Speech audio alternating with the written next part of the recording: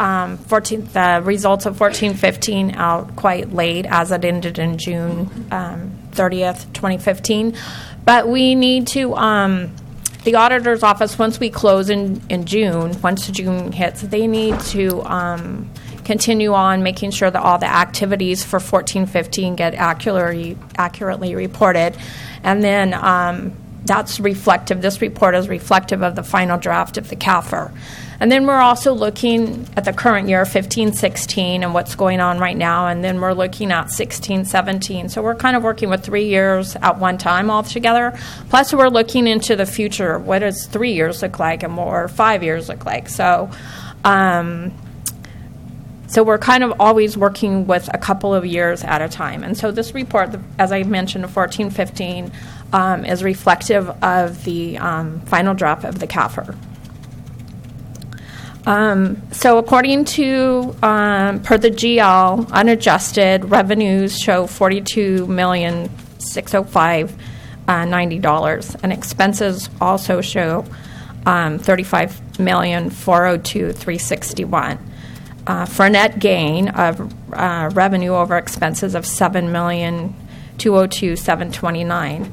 However, we need to take out a transfer that we made to from the landfill into the general fund, and that was approximately $4.8 million.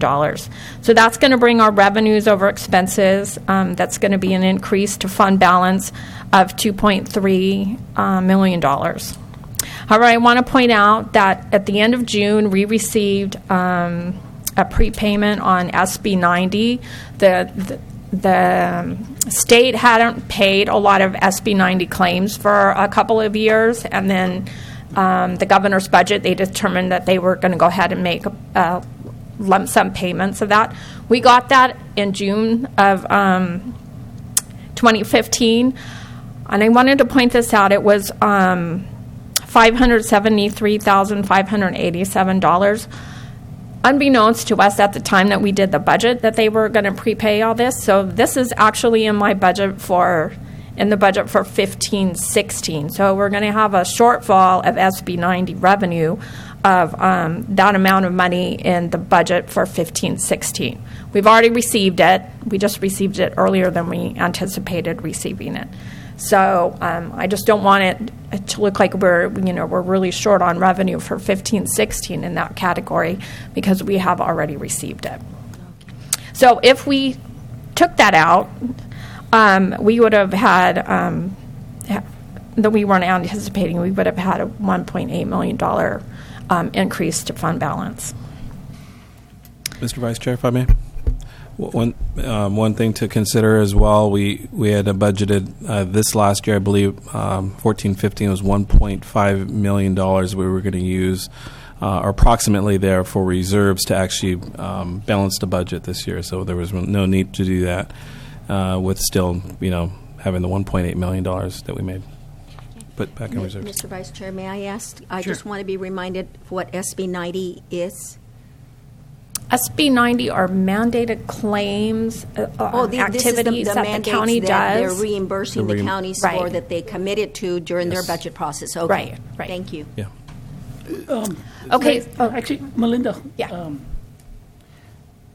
Revenues over expenditures, you have it at $2.3 million. And then you subtracted $573 for the SB 90 prepaid. Right.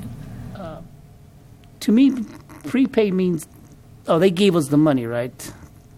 Is that what it was? They gave us the money in June, which counts as last year's revenues. I just Correct. wanted to point out that we actually budgeted that amount in 15-16. Mr. Vice Chair. We were not anticipating we would get it ahead of time. Okay. Yeah, that's Mr. Vice Chair. That's what I was going to say. Is that we were anticipating SB 90 being paid in fiscal year 15-16, but they came at the very last minute. The expenditures, right? So we're going to go into the detail of yeah. Do the expenditures. It's next year. Yeah.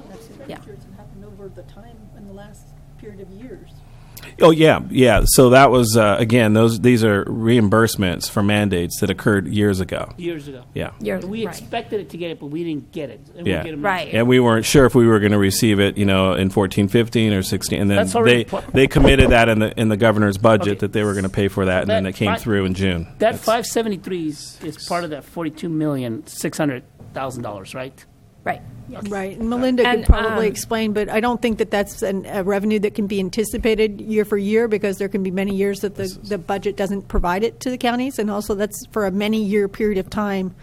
So, we don't know when we'll get one similar. Correct. So I just asked Joe Paul, they had not paid us our SB 90 claims for 15 years.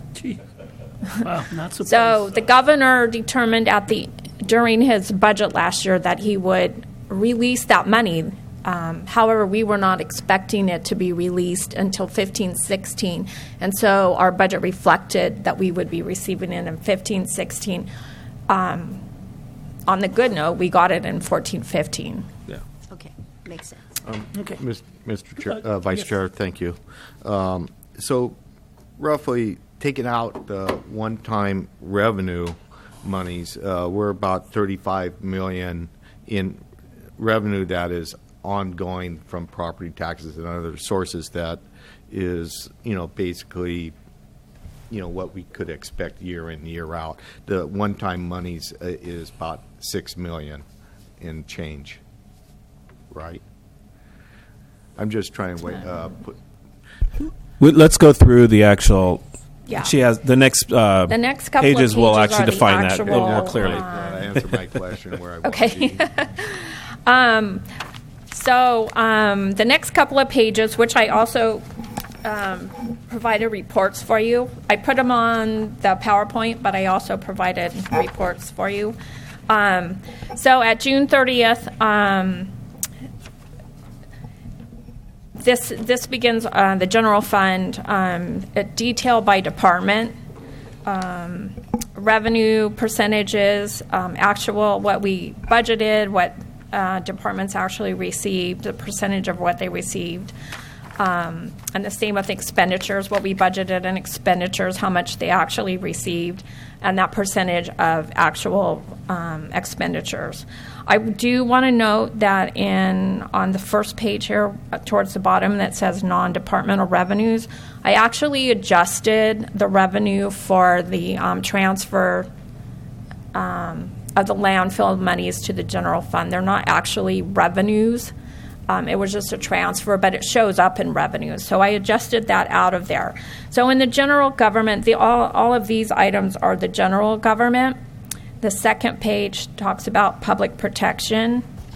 And the third page is a remainder of items in the general fund, some public assistance, health and sanitation, education, recreation, debt services.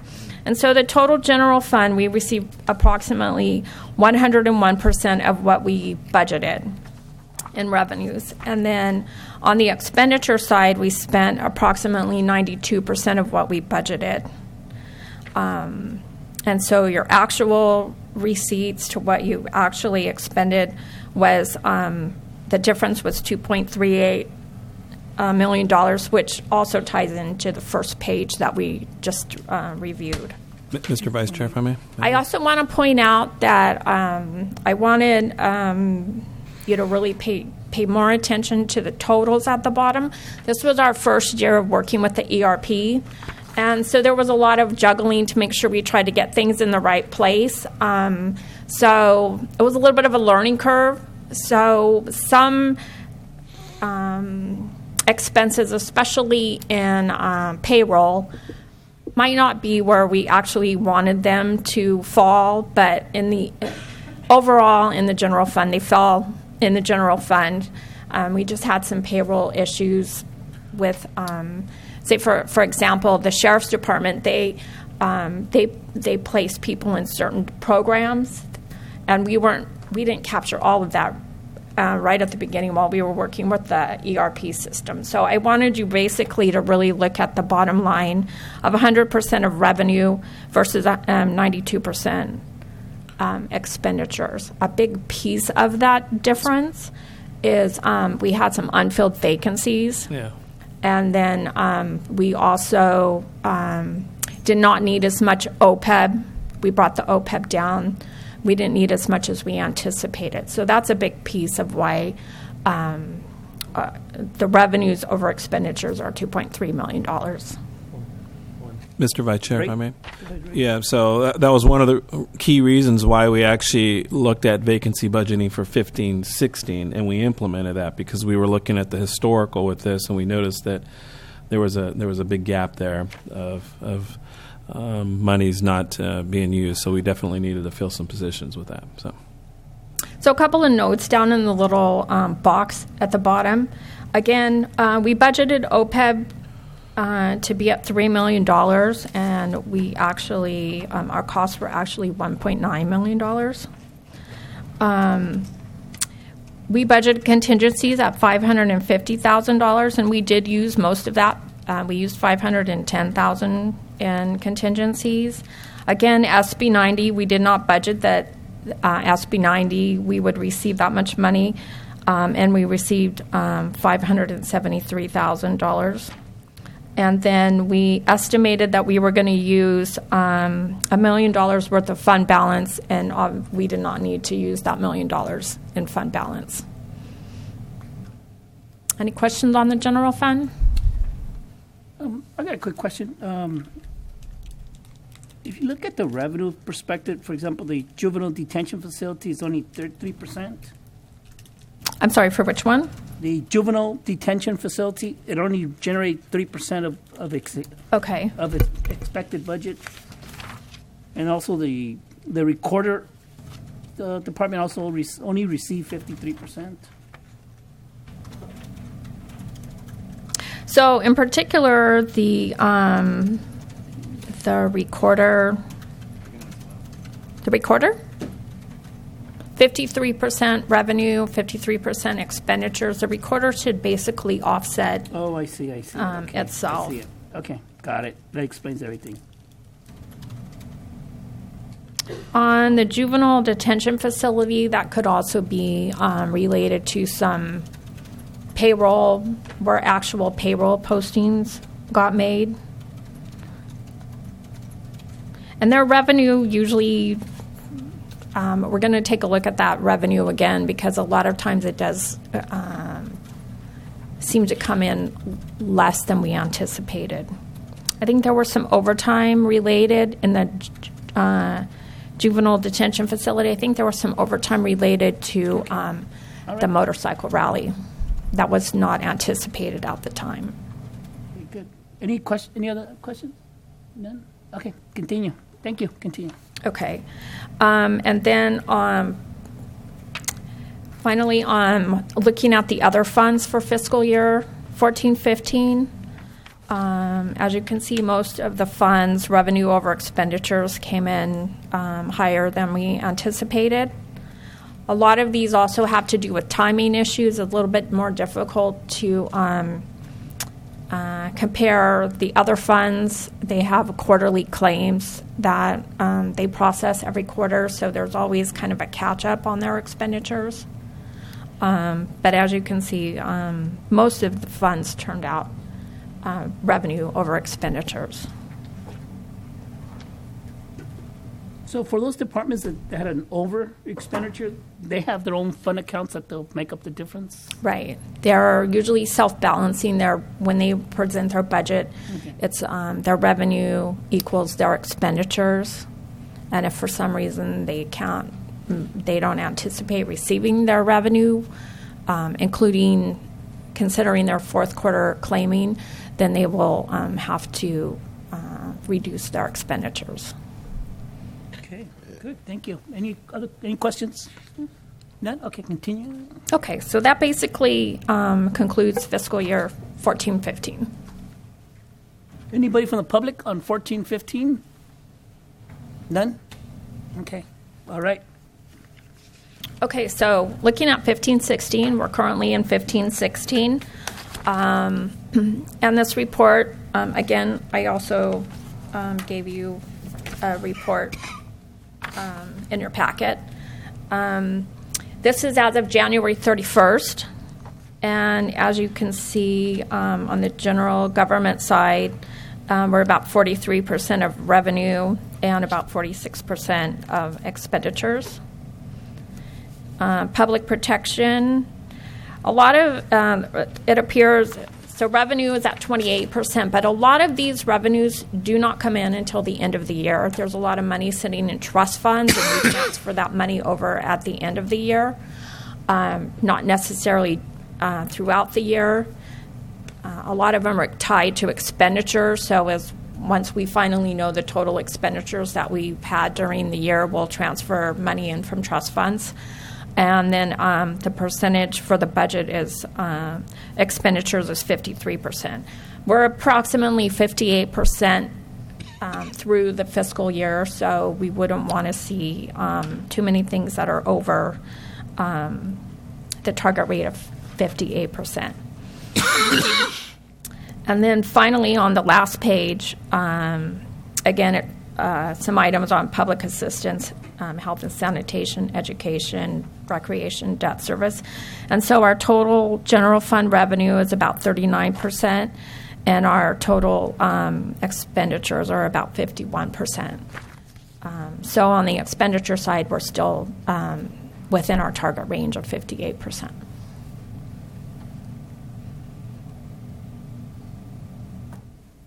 Any questions? Is there anything for, 2015, 2016 that's out of line that we should be concerned about besides the county clerk?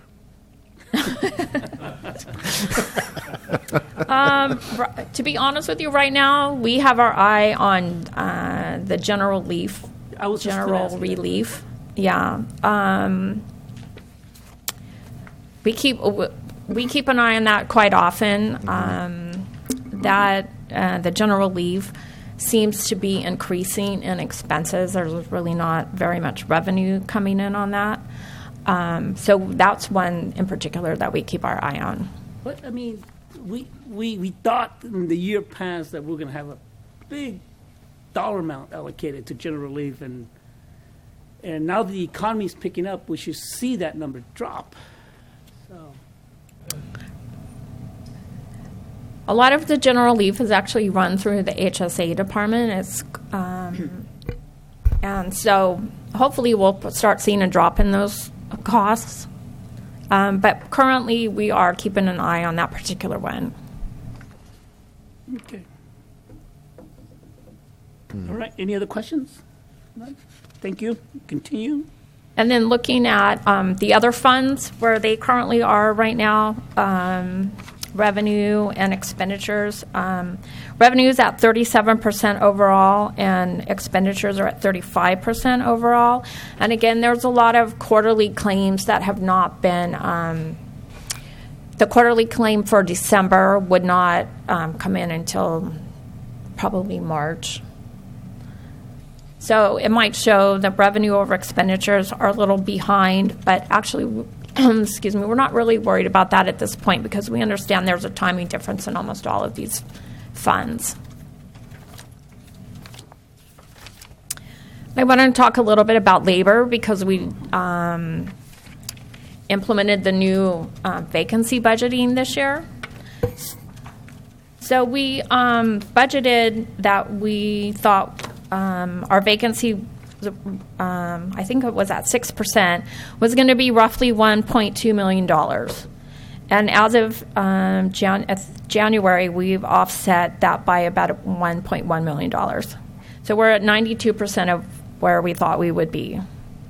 And we're probably going to stay at 92%. We have some adjustments that we're looking at, and so I don't think we're going to be looking at getting more than 92%. But I just kind of wanted to show you that the idea of the vacancy budgeting was actually working. Fortunately or unfortunately, that just means we have about $1 million worth of vacancies that we're trying to fill. Some a little bit of turnover, but mostly there's a lot of vacancies that we're not filling at this point. Yeah. And then we also. I'm sorry. Go ahead. Yeah. So what do we do with that money? Do we allocate it to overtime in some departments, or how is there's? So we're an going to be offset? looking at some adjustments based upon overtime because in some departments, especially in the sheriff's department, if we're not filling some vacancies, they're using overtime to cover that vacancy. And so we're going to kind of hold it right here and just kind of see how the year plays out. Right, Mr. because I imagine when we go through the budget process, we do allocate, some overtime anyway. But maybe Right. some of this money could be, Right. taken into that Right. area. Yeah. Mr. Vice Chair, if I may. So one of the things to consider is that we definitely are tracking with the vacancy budgeting 1.2 or at 1.1, very close. But there are significant issues that we're faced with from a staffing perspective. One example that we need to reinvest some of this money into would be county counsel's office. Right now, you're going to see in March 22nd meeting basically a need to hire a contractor to come in to kind of assist us with some of the work. We have an increase in development coming through. There is just so much work going on in all the departments that we feel we're somewhat crippled. So we definitely need to put some of this money back into some of these different offices. I know I just had a meeting a few minutes ago with our ag commissioner.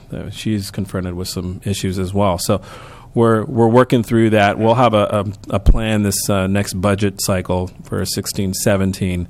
We're going to look at possibly reorgs and also two comp studies as well. So we'll have to come back to your board, and that'll probably be in our April meeting. We're going to, another factor to consider as well with this is CalPERS, the healthcare and the increase of healthcare cost for this last year, and what those costs are going to be this next year. So we're going to have to evaluate that and present that to your board. Hopefully in April we'll have some more information from CalPERS. So Yeah, and that's good that with those the comments that you just made, that we have to maintain some level of flexibility with some of this, and kind of fires ignite as the year goes on, and unfortunately, and we have to have that ability to address them. So I'm happy to see that, and we're right on target there. Yeah. So then I also wanted to Hold on, Melinda. I'm sorry. Go ahead. Supervisor Barrios? Thank you very much. Melinda, is this is a concern, because I know that all our departments, they're short staffed. They're under a lot of pressure because they don't have the bodies there to help out with the workload. Is it because do we have this vacancy budgeting because we have a lack of applicants, or is it a lack of staff that is not available to process and interview, the applicants? Because I can tell you this, that if we're not getting people to apply, then we really need to concentrate on investing on the people that we do have so that we can keep them, because we don't want the turnover. I mean, it's already hard enough, and if you lose more, I can't imagine. So what are your thoughts? So I think that HR has been working really diligently and very proficiently on getting applications for vacancies that we do have and we do advertise for. HR, I think, has been doing a wonderful job at getting those applications screened and the interview process and that kind of thing. The vacancy budgeting is it's not hindering departments. It's just basically they haven't filled a vacancy, and so we're just offsetting that expense. They still have the money available to continue with their hiring process. We just seem to be having difficulty in certain areas in recruiting applicants that we're. So it's the applicant, the lack applicant of pool. applicants that is A good causing piece of this it, yeah. more than anything. Okay. Mr. Vice Chair, if I may.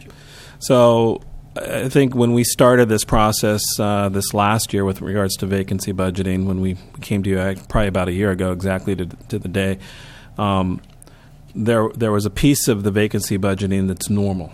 There's a normal fluctuation of staff for most companies.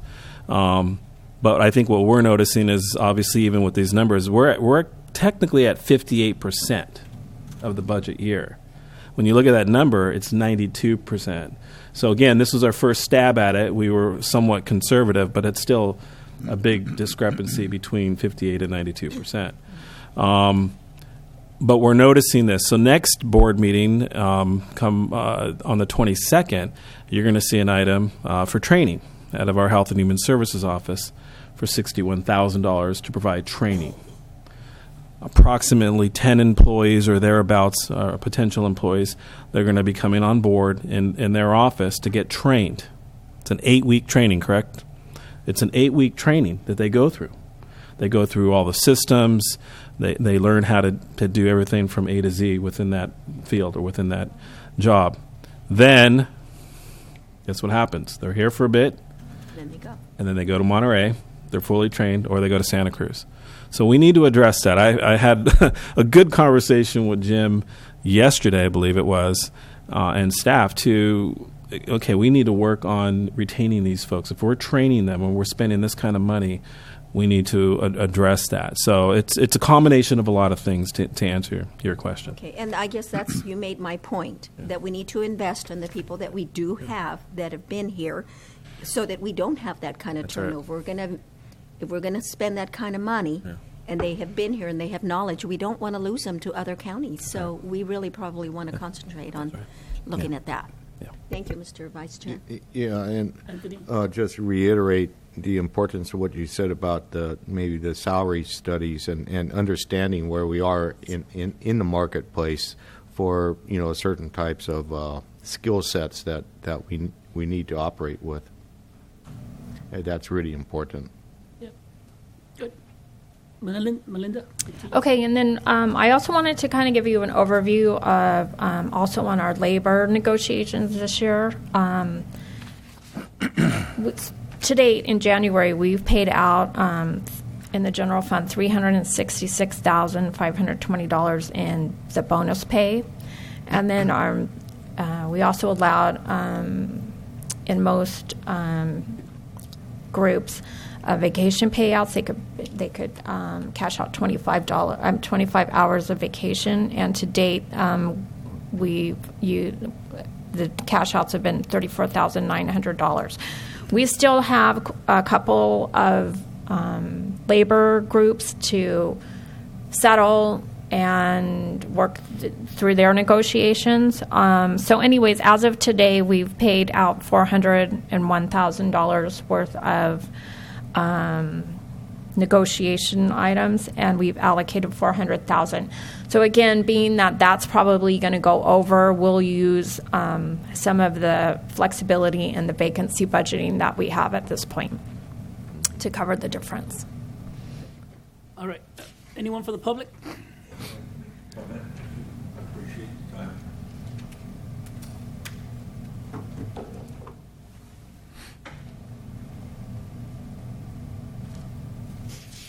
Good morning. Marty Richmond from Hollister. I'd like to make a few comments.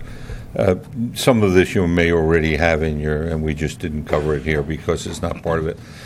On the labor shortage, I like to suggest taking a look at something else that often comes up. Some time ago, I don't know when it was, both private and public, not just public agencies, private and public agencies decided that every worker should do everything. So no one gets a secretary. You answer your own phone. If you have to do something on the Xerox machine, you make your own copy, so on and so forth. So you have some very highly trained personnel specialists who do a lot of things, and if they got to answer the phone all day long, either they don't answer it, which often happens, or they answer it and they can't do their primary work. So you might look. One way to relieve the labor shortage might be to look at how you got the jobs classified and look at filling some of these roles from the bottom, where you can get people who will come in and do this kind of work, basically act as aides or interns or secretaries or whatever you want to term it. so that the people who do the specialized work can stay on that work and don't have to make the copies and answer the phone and run the counter and do all those things that someone of a lower level can do. And you can fill that way, and that way you can keep your other employees doing their primary work, because there's nothing more annoying than trying to concentrate on something and having the phone ring all day long, and no one else is. So, also it's better public service, I think, than having people call up and no one answers, or it's always a recording. It's always a recording. We've all been there, okay? And so the public gets frustrated because there's nobody to answer the phone, whereas it doesn't cost a lot to hire someone just to answer the phone, take the message. There's all these modern stuff where, I call a lot of times these days for service, and they say, can we call you back at 8:35? And yeah, they have a little automatic system that essentially you put your telephone number in and they will call you back. And so people get to block out their time rather than dropping everything they're doing. They go, okay, from 8 to 9, I take the phone calls, and you go in the automatic system, calls you back at home, and they say, what's your problem? And they answer your thing. So there's a lot of ways to tackle that. The other thing I would look at, and I got to talk faster because I got a yellow light here, is look at getting an analysis of when it pays to hire somebody versus overtime. A lot of times overtime is cheaper. We all know that because you don't pay double health care and you don't pay double retirement in many cases, so on and so forth. And there's a different breaking point depending on what classification they're in the CalPERS. We need to know where that is. So we can say, yeah, it's cheaper to just keep somebody on overtime. And and I will wrap up by saying that then the worker gets a little more compensation because they're getting time and a half, and it's better for us because we're not paying double on health care as long as you don't run the person into the ground. So we ought to know where that is for a sheriff, and we ought to know where that is for an office worker, and so on and so forth. Thank you for your time. Thank you, Marty. Anyone else in the public? None? Okay. Melinda, continue. Okay. Mr. Chair, if I may? Actually, hold on, Ray. Sorry. I just wanted to highlight with the board. Last year, one of the things that we looked at was LTP workers, limited time personnel, and we brought that to your board, and we looked at that and putting money towards part-time help to help us with some of the issues that Marty had just brought up. So we have actually been tackling that. One other thing that the county has been instrumental with is utilizing the WIA program, workforce programs that we actually offer. In administration, I think since I've been on board, we've had at least one person from that program continually throughout the years. And honestly, it's no county cost, and we're utilizing this help. And they've been really great workers, and have actually moved on to get permanent jobs. So it's been a great program. We're utilizing the programs that we actually offer in the Health and Human Services office. So I just wanted to make sure the board and public were aware of that we're doing our best with what we have.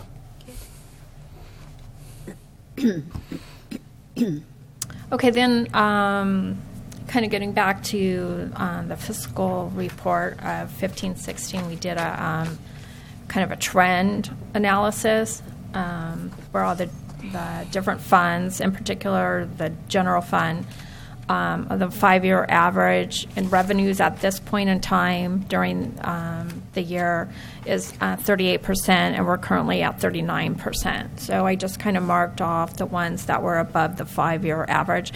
Again, these are weighted averages, so some of them look really big.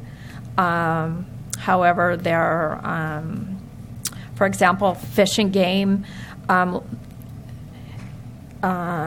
it's really hard to budget for that, and their budget is actually just $500. So it's kind of a weighted average. The most important one here basically is the general fund. And then I put it in graph form for those that like the visual look of things. Not quite sure what happened in 12-13 that raised our revenue so high at that point in the year. But they're pretty well leveling off, but they are much higher than they were in 10-11. And then any more questions on the current fiscal year that we're in, 15-16? None? Okay. Go ahead. Continue. Okay. So right now we're in the process of working on putting together our budget for budget year 16-17. So I just kind of wanted to lay out a little bit of what we're doing. It's very early in the process, and the departments are working on putting together their budgets, which are due at the end of the month. We held training sessions with all the departments, and in coordination with the auditor's office, we asked somebody from the auditor's office to be in those training sessions so we could discuss any concerns we were having with the ERP, postings, claims, budget checking, that kind of thing. We talked about PCNs. Those are position control numbers. This is a new concept that we've had with the ERP. We haven't actually given each position that we have in the county a code. And so now every position has a code, and you cannot hire somebody unless you have a code. And that code has to be vacant in order for you to hire somebody. Otherwise, we attach that code to an employee that's been hired. And so we've had a lot of learning, growing experiences with now having codes for every single position. And so we discussed that with all the departments. Please make sure that that what we think you have as authorized positions in your department is what you also agree with. So we've had a couple little controversies on that. And then we talked about if you wanted to add a person to your department or make some changes, how they go about doing that. We talked a little bit about the ERP now that we've had it in place for about a year, where you're budgeting things and where you're actually posting things, and we're trying to match that a little bit better. We gave them a review, a printout that reviewed claims that they've paid, vendors that they've paid in the last 3 fiscal years, so that they can use that in their budgeting process too. Maybe they only pay, say a software, Google or something like that. They only pay that every other year, so we were just wanting to try to make sure that they captured everything that they should be budgeting for. And then we actually trained them on how to input their budget into the ERP system. And then if there were any questions or concerns, we tried to address those. To begin the process, we handed out our normal template that we normally hand out, an Excel-based template.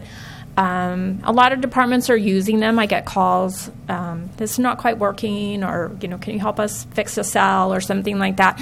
So we know that they're using them, and it's a good thought process because they've continually used them for the last number of years. And it's a good way to process your thoughts and organize your budget. We also handed out their payroll projections. So the departments have everything that they need to be putting together their budgets. We're expecting them to be finished by the end of the month, and then we'll take it from there and kind of take a look at what they requested and what we think we can do this year for them. Mr. Vice Chair, if I may. Go ahead. So this has actually occurred a few times, but the concerns from the board were, why are we hiring CalPERS members after the fact? And we come back to your board and they're already hired on. Mm-hmm. So these PCN numbers, the process in which we go through our checks and balances before we hire was instituted, and this is just a part of it. So if there is no PCN, I know with the part-time help, there's also checks and balances within the flow chart or sheet that was put together to the process hires. This is just really important. So I think the departments, we've been able to catch some of these errors or catch some of these issues in advance, and we're still working out the bugs, but we're doing everything we can so that it doesn't happen anymore in the future. So. Okay, good. Mm-hmm. And one more thing too, just it's a good form of checks and balances with what the board approves during the budget hearing. So the budget hearings, you approve X amount of FTEs. This is one avenue to make sure that we're adhering to that. And it's system-based as well with the ERP. All right, continue. Okay, so then the next topic is a calendar. I provided a calendar to you. It's a draft. All the departments received this draft also. Basically, we updated it from last year's dates, from what we tentatively have for this year. And so, again, as I said, we've given all the departments their templates, training, and their payroll projections. Their budgets are due at the end of the month. And in April, we will begin meeting with all the departments to review their budget, what they requested, and their revenues and expenditures, and kind of start putting together our budget. And then basically, we have a couple of special board meetings, and then our budget hearings are set for June 27th of this year. So this is a draft. It can change, but it's pretty good. There's usually not too many adjustments from the tentative timeline. So anyways, just so that you have a copy also in case somebody asks you. And then finally, the budget policies. Again, I gave you a copy of our budget policies that we had for last year. It has draft on there. We haven't updated the dates yet on here. We will be doing that. We worked again, as Ray mentioned, we worked with Margie last year in finalizing the policies. We have a couple of policies that we are asking your consideration, and we would like to bring those back in April with some updates. A lot of the policies in the county have not been updated in a couple of years, and so the CAO's office is noticing having some concerns with some of the policies that we think would make a little bit the workflow and the efficiency be a little bit better. Of course, it's up to your board to determine if you feel comfortable with that. We have a lot of travel requests that we get that, especially out of state or that kind of thing, and then we need to get that to the board as quickly as possible. And we're running into a lot of time deadlines trying to get that to you. And so a possible consideration is allowing the CAO to approve those travel requests, even if they come to your board afterwards. So there some ideas for you to think about. Fixed assets hasn't been updated in a while, and where computers used to be a big hardware conglomeration, and they were around $3,000 or something like that. The cost of those have come down. So, anyways, in purchasing some of those things in bulk, again, our limitations are kind of $3,000 compared to today's world is a little bit different than it was a couple of years ago. And then basically the same with, but basically we're looking at all of our limits, authority limits. Questions from the board? None? Right? No? I was just going to add, so yeah, there's definitely some work that we need to address in the policies, but we did want to give you what we had last year, kind of mull over it, think about it as a board. We've been thinking about it, and at our next meeting, April 19th, I mentioned this earlier, we're gonna discuss that. Some of these percentages here, we're probably going to change and have some actual methodology on the allocation on how to split the money up and actually where we should be at from historical reserves, for instance. So, like as I mentioned, Joe Paul's going to talk a little bit about rainy day policy, reserve policy, capitalization policy. So we're going to talk a little bit about policies. Our next meeting is going to be probably a little bit more meatier, a little bit longer. Just wanted to make sure that the board was aware of that. Okay. Yeah. Anthony? Yeah, I figure that the next meeting will be a little bit longer, and when we discuss the changes in policies for assets and capital, whatever, make sure to bring in what we've been doing and what the difference is, and why we need to change course, so to speak. And I'm all for it. I think we have to look at these policies. Times are a little different, and we're operating under a new system. And it's something that if we could improve efficiency within that system, that's what I'd like to see. Yeah. I have a comment, Mr. Chair. No, go ahead. Jerry, go ahead. Well, I was just going to say that I know a lot of these policies were implemented in the height of the recession. The no out-of-state travel, and I definitely feel a lot of these things need to be looked at. I'm not quite sure if we're jumping to the next page, but I know there's maintenance of buildings was dropped because of the recession. Right. All this stuff needs to be looked at, and the policies need to be reset. As our budget is definitely improving. Yeah. We need to look back at that. Okay, thank you. Supervisor Barrios? Thank you, Mr. Chair. Vice Chair, I just want to make a comment that it's really so refreshing to see where we're at now as opposed to where we were before and how our budget process, and I cannot say that enough because we have, the planning that is being done in advance, how we're proceeding, with the budget hearings early on, and I mean the level of professionalism. I have to say how proud I am of really the leadership that we have and the staff for their dedication, because we wouldn't be at this level of presentation and planning if it weren't for dedicated people in every department. So I just want to, thank them. So, thank you, Mr. Vice Chair. Thank you. Thank you, Supervisor Barrios. Melinda? And then finally, in putting together the budgets, we wanted to give you some items that we have under consideration. Services and supplies, the North Bay area CPI is increased 2.6%. So we'll be looking at services and supplies that the departments ask for and see if they're within about the 2.6%. And if they're not, why are they not within that target range?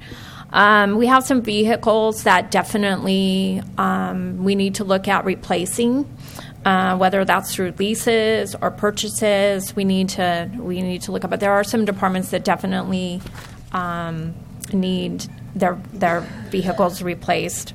We also have maintenance, as Jerry mentioned. We have some office a lot of our office buildings are in need of some maintenance, and so we wanted to try to address some of those issues.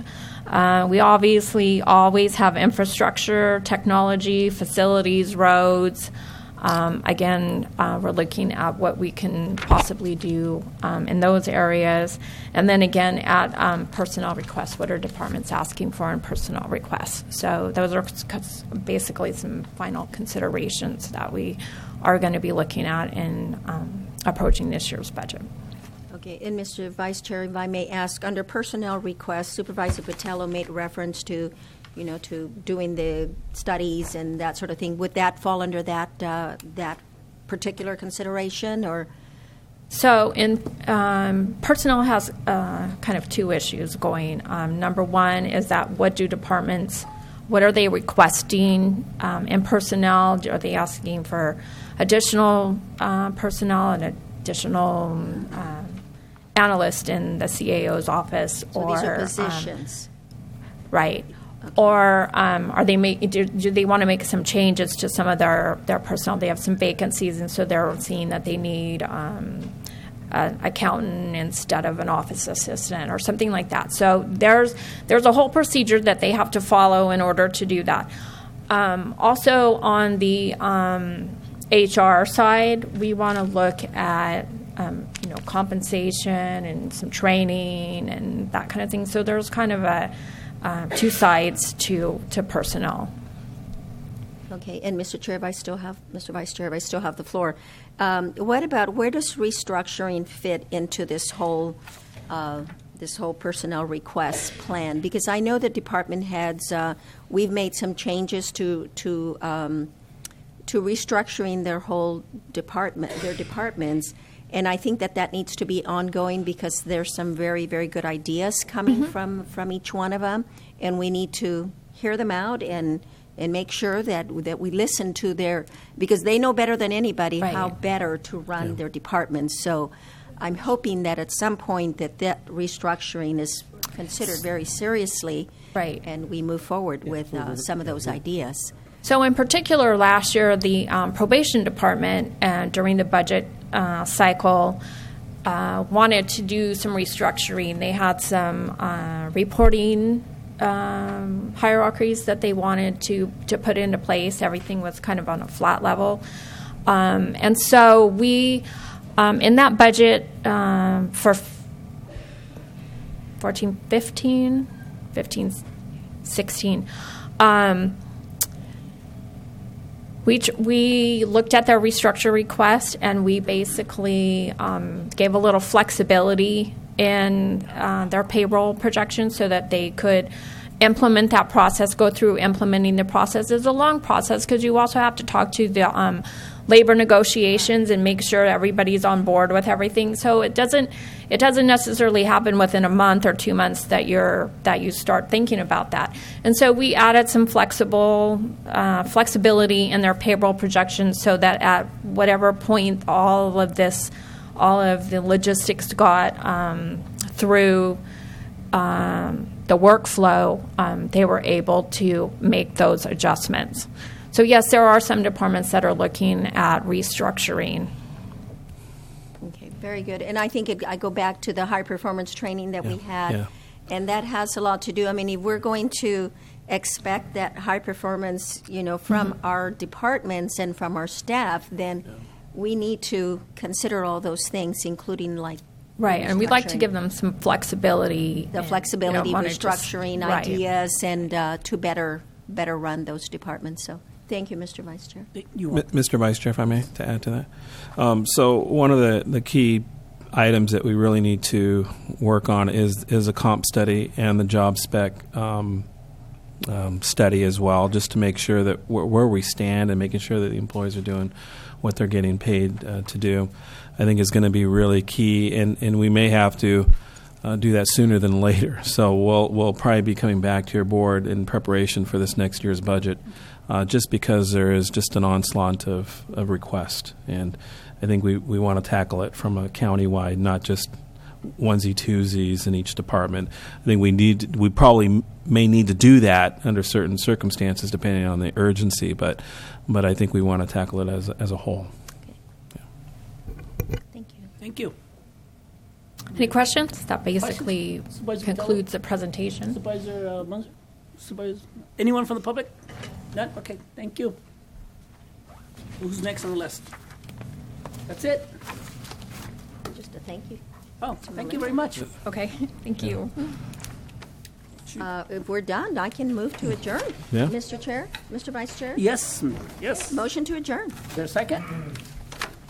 All those in favor say aye. I want to stay longer. All those in favor say aye. Aye. Against, motion carries. Thank you for coming. Wow, Yeah. good. Well, I had talked Sure. to Ray Yeah, give me a sec. yesterday. And I said,